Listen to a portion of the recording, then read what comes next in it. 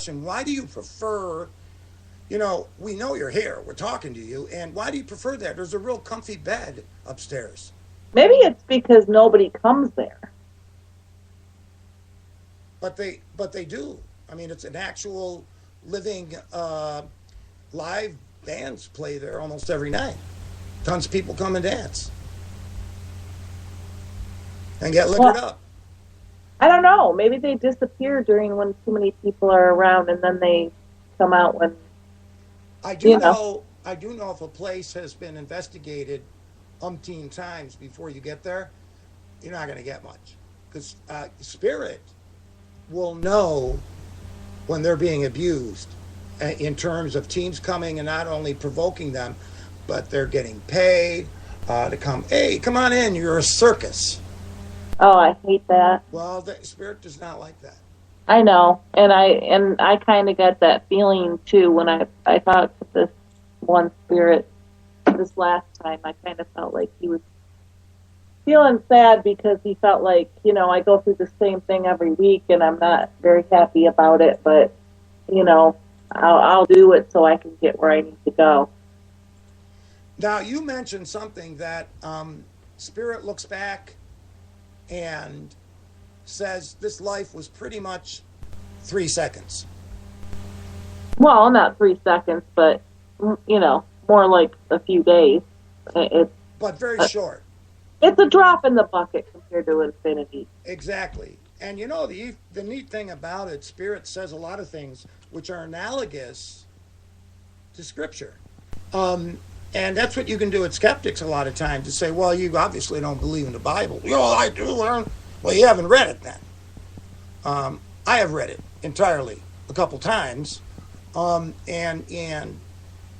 Christ said easily that a day is 1,000 days, and 1,000 days can be like a day, which indicates that time is flexible. And it's a great, I think in Ephesians, they talk about a round world, a round earth. How'd they know back then? But the interesting thing is when they get there, this is a drop in the bucket. I felt the same way when I was in a coma and passed, that this really had some significance, but not much. And anything that's petty, you don't remember. I don't remember anything that had to do with that. What are you talking about? Oh, well, one of the girls just asked a question. Sorry. Yeah. I'm trying to go back and forth and answer them for you.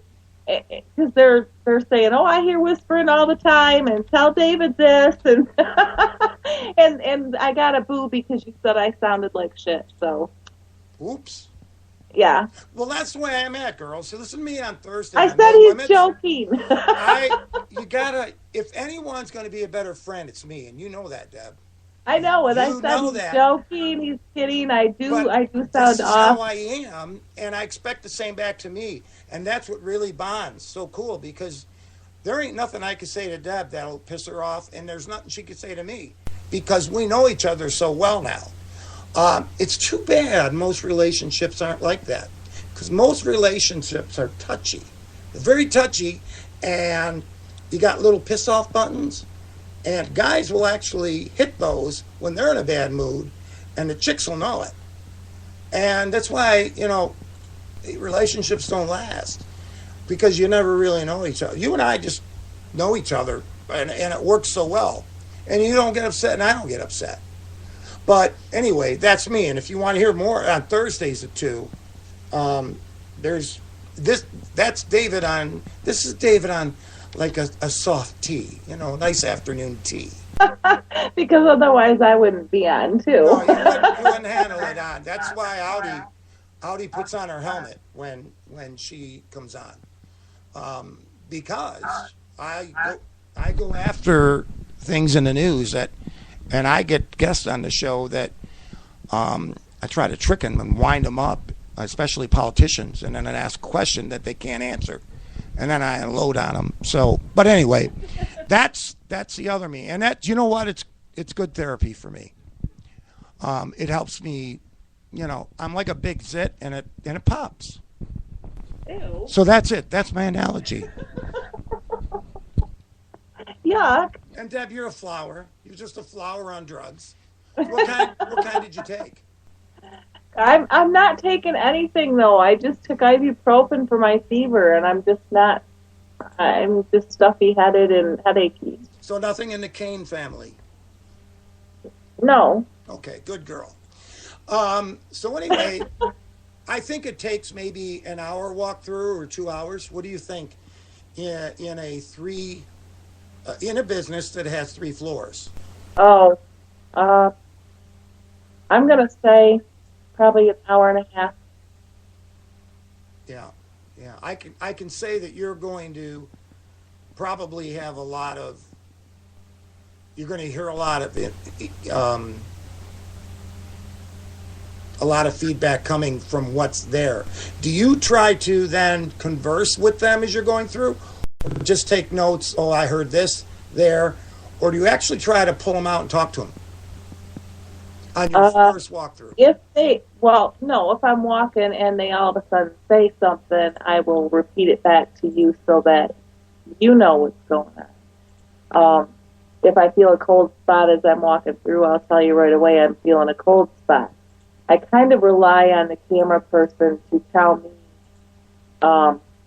if I say there's something here, for them to say, is it good or bad? And then I'll answer that part. And then, well, can you see what it looks like? Or can you see what it's wearing?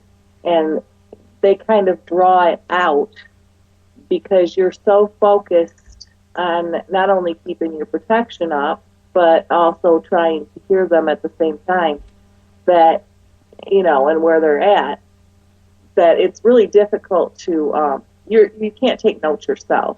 You need somebody else to either do an EVP while you're walking through and to record it and so you can go back later and elaborate on the questions or on what you picked up, or you can further,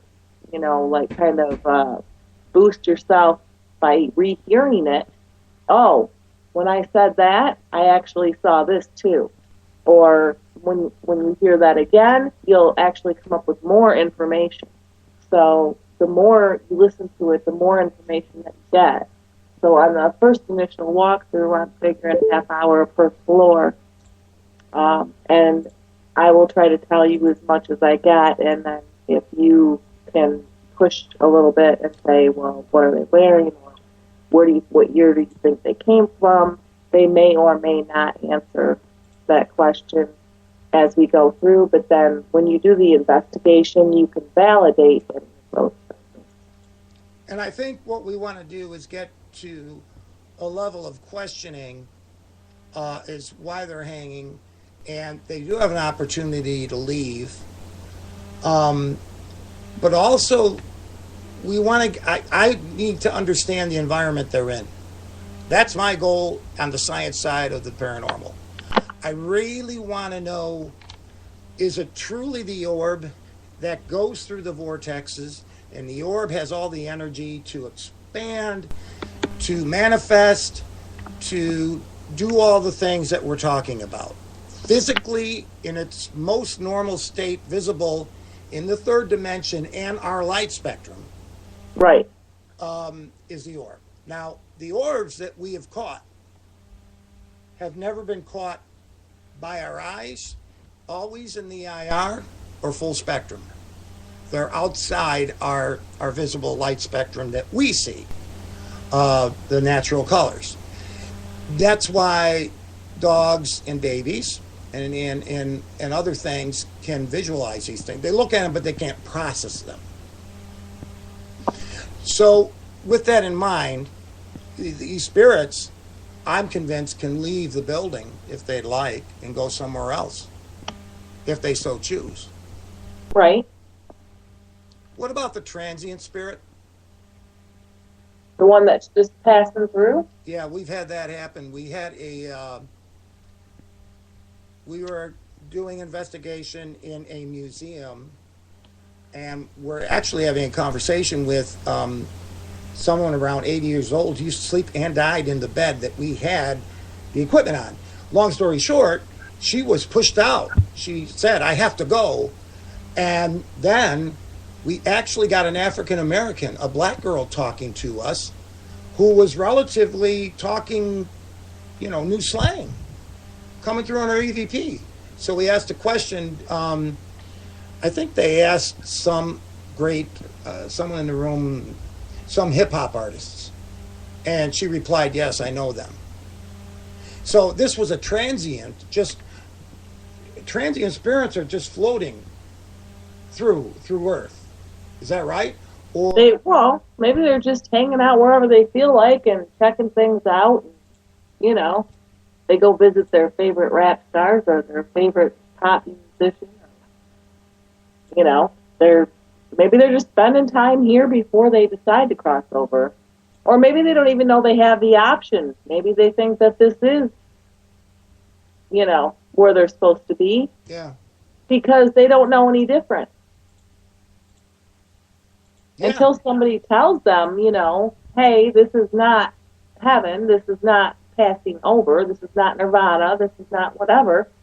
They don't know that.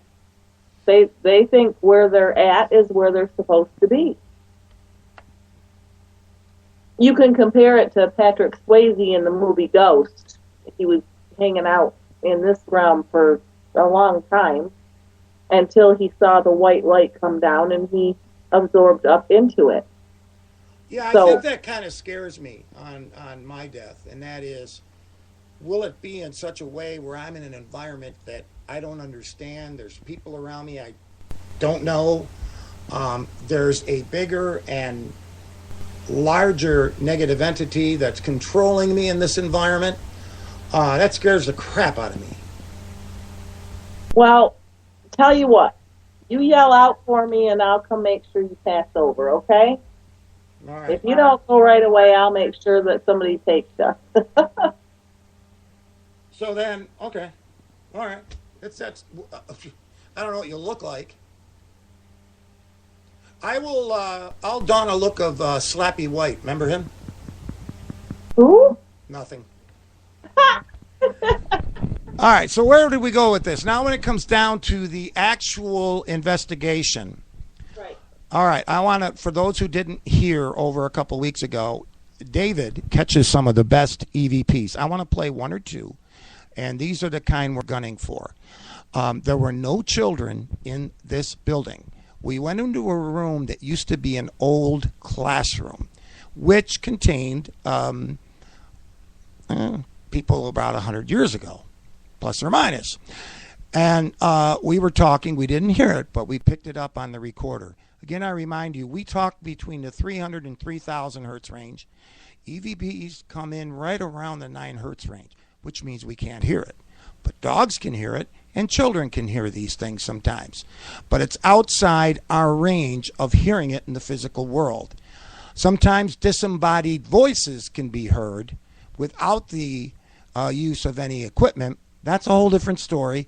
That's a part of a manifestation, which takes tons of energy for a spirit to manifest and or do a disembodied voice. Most of the time, the EVP is the easiest way they can communicate because it doesn't take a heck of a lot of energy.